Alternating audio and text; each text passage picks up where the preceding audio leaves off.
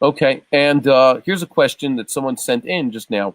Do you guys? Okay, someone says you could hear me. Good.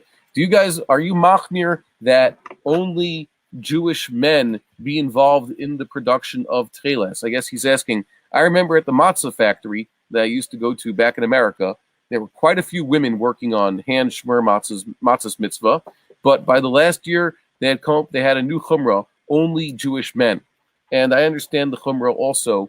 A lot of mitzvah items, cheftze mitzvah, has to be made by someone who is obligated in the mitzvah. So that would disqualify, unfortunately, people who are Gentile.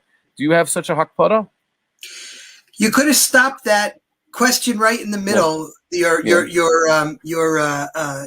The person who your viewer, are you machmir? The answer is yes. Anything that would have come after that, are you machmir on anything else? The answer would be yes. And we are very, very machmir on everything. And the reason is not because we believe, chas v'shalom, that any of the lesser standards, if I call it by that, or any of the more, the less stringent ways of making Tekhelet are not acceptable.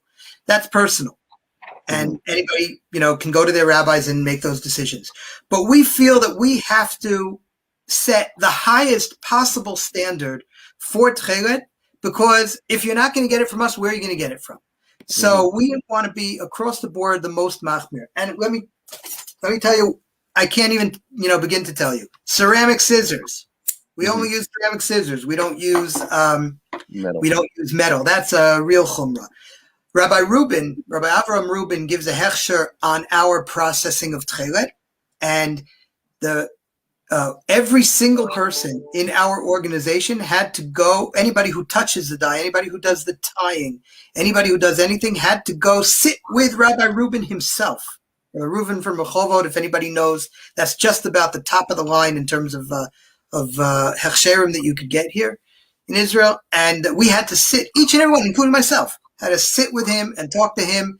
And he had to be convinced that we were Yirei Shemayim and Shomrei Torah Mitzvot, and that is absolutely a chumrah that we follow. We even follow, I should say, Chumrot that the Radziner Rebbe himself was willing to be mekil on. For example, dipping the wool a second time, or another batch of wool a second time into the dye bath. We don't do that. We dip the wool once, we take it out, and we throw away the dye bath.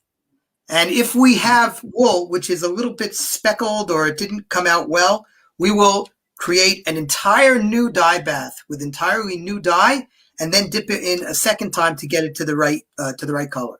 The Radziner Rebbe himself felt that was a chumrah that was not necessary. We have, for our reasons, we feel that Rabbi Tevger, really, who is our posek, Rabbi Tevger feels that we should be machmir on that as well.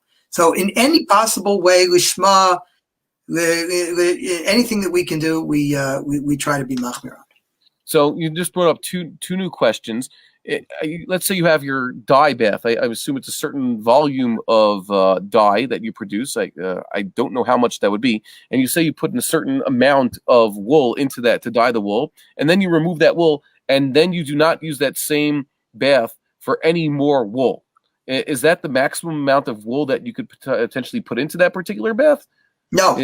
No. I mean, well, it is. There are a number of constraints that you have. You have to be able to work with the wool afterwards and so on.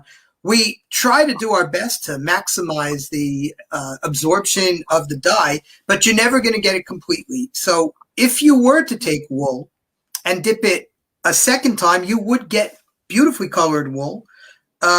That is what we call marasheni, right? Mm-hmm. Again, the Radziner has a different understanding of it. We can get into that or not. But there are some people who believe that marasheni is okay. And if we're talking about the Parsha already, Parsha's Teruma, yes, there are many who believe, and this can get back to your question about the Rambam, there are many who believe that marasheni might not be okay for tzitzit, but it's perfectly fine for bigdei kehuna. And so if you go to Machon HaMikdash and you look at the me'il, Kalil Tekhelet, the me'il was made completely and utterly out of Tekhelet. The me'il that they have in the Beit HaMikdash, and we have one as well, that is made of course with Murex, but for Marasheni dipping. Because Rav Ariel in Machon HaMikdash feels, and again, the Rambam could be pointed to in this case, that it would be perfectly fine to dip a second time Marasheni for the Bigdei Kahuna.